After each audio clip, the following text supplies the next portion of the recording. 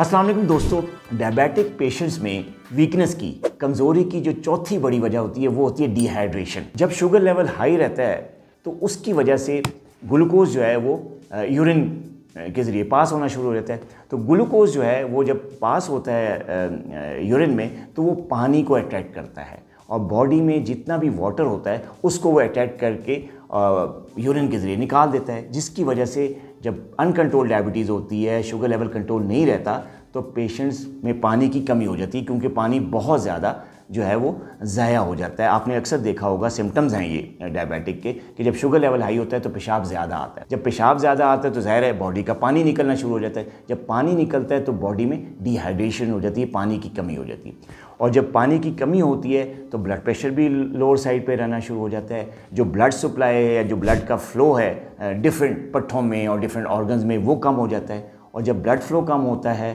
तो उसके साथ आपकी बॉडी में वीकनेस शुरू हो जाती है, आप कमज़ोरी महसूस करते हैं, चलते हुए आपको चक्कर आते हैं, जब आप बैठे हुए उठते हैं, खड़े होते हैं तो एकदम हल्के से चक्कर आते हैं, आपका दिल नहीं करता किसी काम करने का, आप हर वक्त जो है वीकनेस महसूस करते हैं और हल्की सी नींद आपको हर वक्त आई रहती है, जिसकी बड़ी वजह ये डिहाइड्रेशन होती है। और डिहाइड्रेशन की बड़ी वजह शुगर लेवल हाई होना है। तो अगर आप डायबिटिक हैं और आपका शुगर लेवल कंट्रोल में नहीं है तो फ़ौरन उसको कंट्रोल करें। अगर आपका शुगर लेवल कंट्रोल में रहेगा, नॉर्मल लेवल्स रहेंगे, तो उसकी वजह से पानी बॉडी से निकलेगा नहीं, और जब पानी बॉडी से निकलेगा नहीं तो आपको डिहाइड्रेशन नहीं होगी, डिहाइड्रेशन नहीं होगी तो आपको वीकनेस नहीं होगी। अपना बहुत ख्याल रखिएगा।